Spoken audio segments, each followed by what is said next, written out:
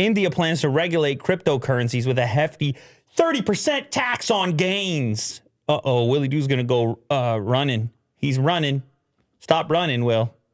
Get your 30 points in there. I mean, you're not in India, but you were asking me just yesterday. You're like, Lou, do I have to pay tax? What do I have to do? Remember that?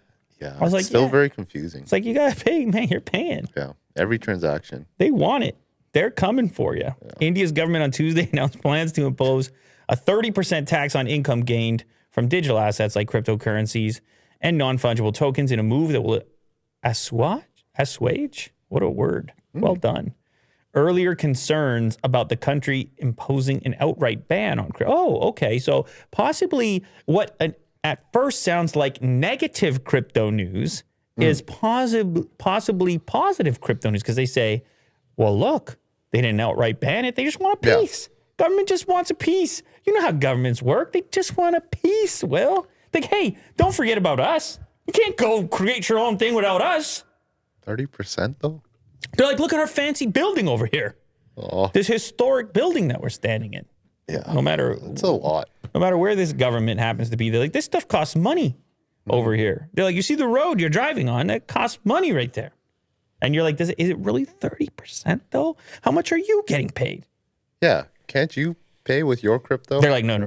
They're like, no. You best give us that crypto. We'll figure it out. That's how it works, right? And there's all kinds of benefits you get. I mean, I don't know what the current feeling is in relationship to leadership in India, but my understanding is that there's been some moves that we've touched on here on the show as far as bringing more technology jobs into the country and incentivizing like huge tech companies to set up roots there domestically.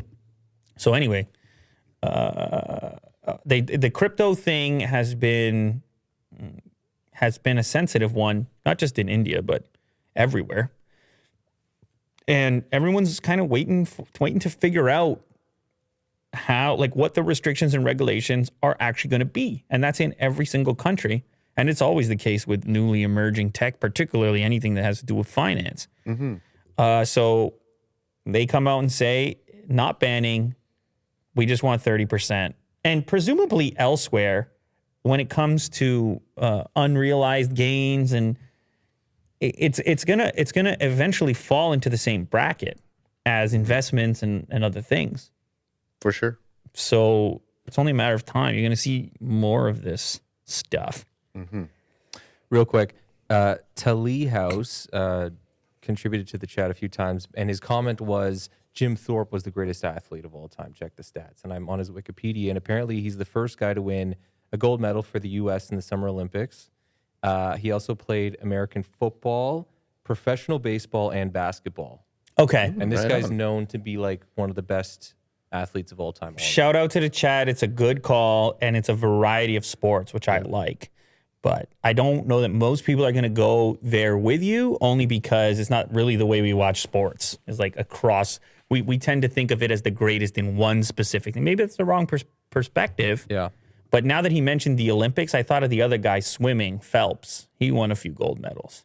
Yeah, Michael Phelps. And then I also think about the guy sprinting, Usain Bolt. He was dominant for, I don't know, my whole life. So